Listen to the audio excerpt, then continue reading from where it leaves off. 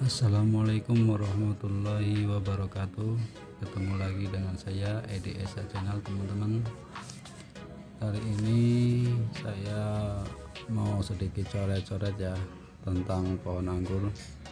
Untuk kalian yang benar-benar 0% belum pernah menanam anggur atau baru mau menanam anggur, ini ya teman-teman, seumpama kalian mau menanam anggur, kita harus punya wacana dulu ya. Pohon mau dibikin gaya apa, arahnya mau kemana, kita harus lebih tahu dulu. Nah, kemungkinan kalian punya lahan yang mungkin sempit, itu nggak jadi masalah ya teman-teman, karena di pohon anggur itu gampang kita aturnya. Dari contoh di depan kita ini ada sebuah gambar yang sudah saya coret-coret. Di sini ada contoh pohon anggur. Ini kenapa seperti ini? Disebut double cordon ya teman-teman. Nah, jika kalian sudah punya wacana seperti itu, maka dari awal pun kita harus mempersiapkan batang mana yang akan kita jadikan double cordon. Di sini kita sudah melihat batang utama ya teman-teman. Ini batang primer, batang utamanya. Dari batang primer ini pasti dia keluar tunas air sampai mana yang akan kita jadikan bahan untuk menjadi batang sekunder.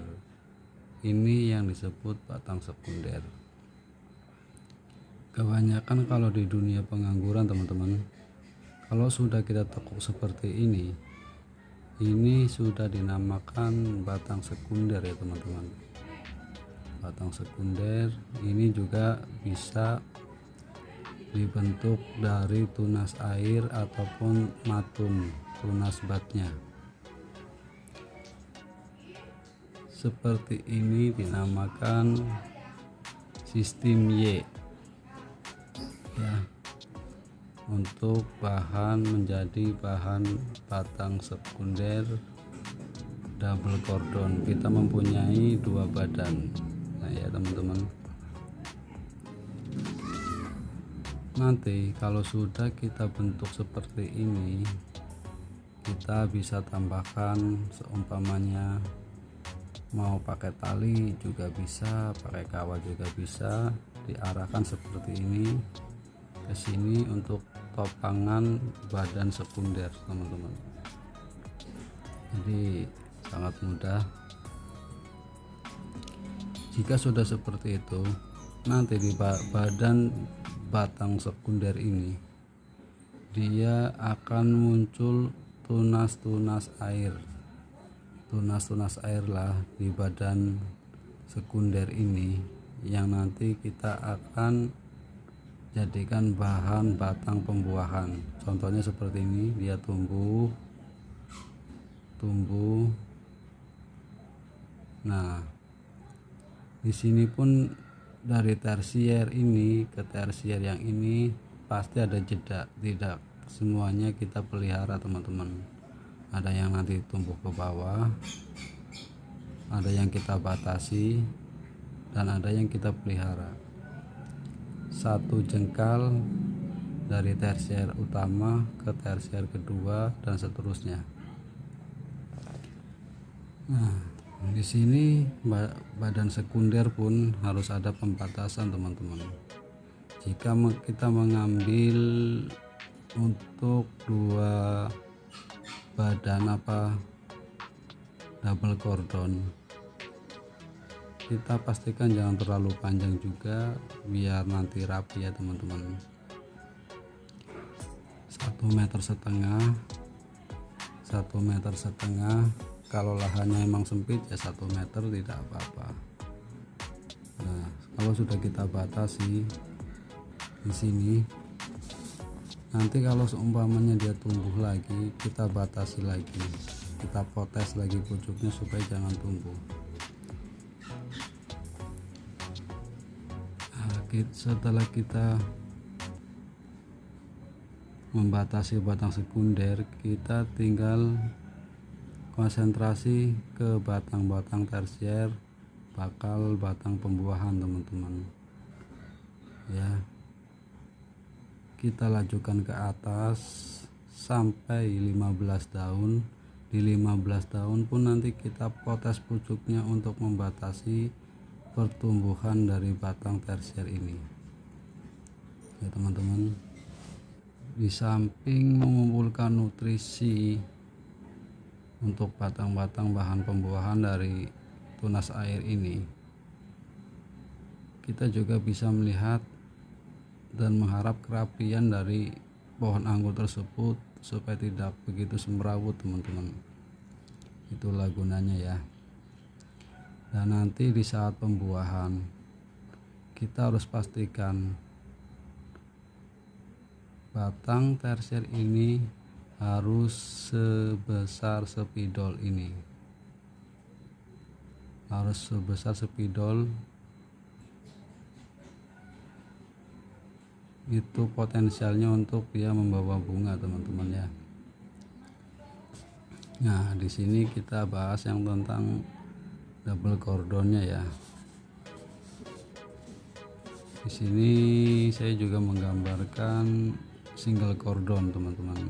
Nah, single cordon itu kita hanya mempunyai satu badan sekunder.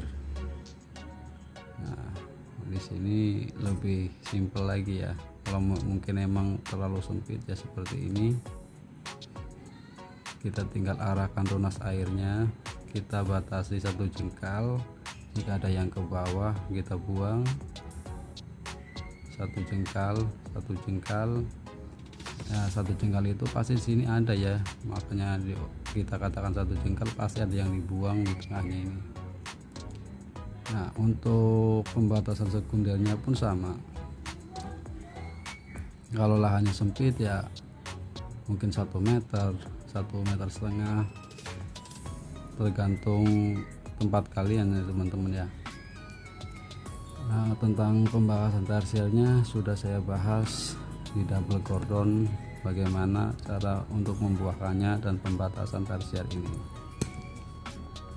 Nah, di sini kita mempunyai sistem para-para teman-teman ya.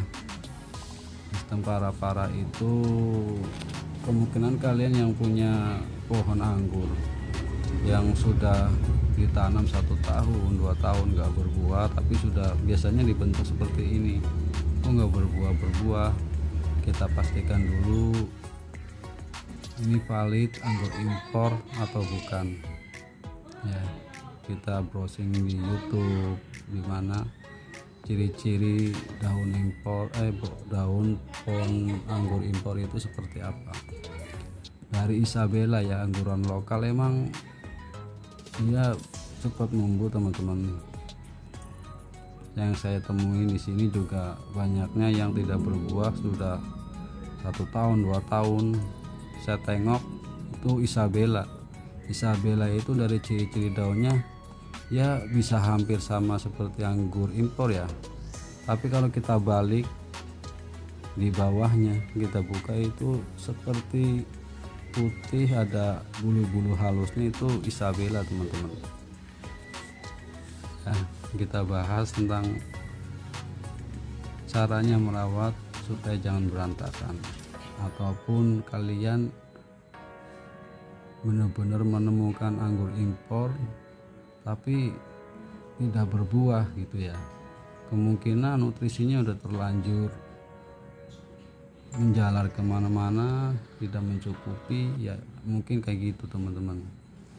Jadi kita harus melihat pohon anggur ini, terutama dari badannya ya, dari primer ke sekundernya terus sampai ujung. Nah, pasti di badan sekunder ini keluar tunas-tunas air kan teman-teman. Nah, tunas air ini saya gambarkan ini rapi ya, tapi kalau kemungkinan di pohonnya pasti dia kemana-mana. Dari tunas air pun keluar tunas air lagi ya, dari batang tarsier ini keluar tunas air lagi yang tabrakan kemana-mana, berantakan. Nah, kita cara ngerutnya, kita lihat dari batang primer ini terus ke atas ke sekunder. Ini kalau sudah nekuk kayak gini sekunder ya dinamakannya ya, sampai ujung. Nah, kalau kita mau memangkas, pastikan dulu kita melihat tunas-tunas air ini ya, batang tersier ini. Kalau kita mau merapikan ya di root satu persatu dilihat. Nah, kalau sudah ketemu pangkalnya, kita boleh pangkas di sini, di sini, di sini, di sini kayak gitu.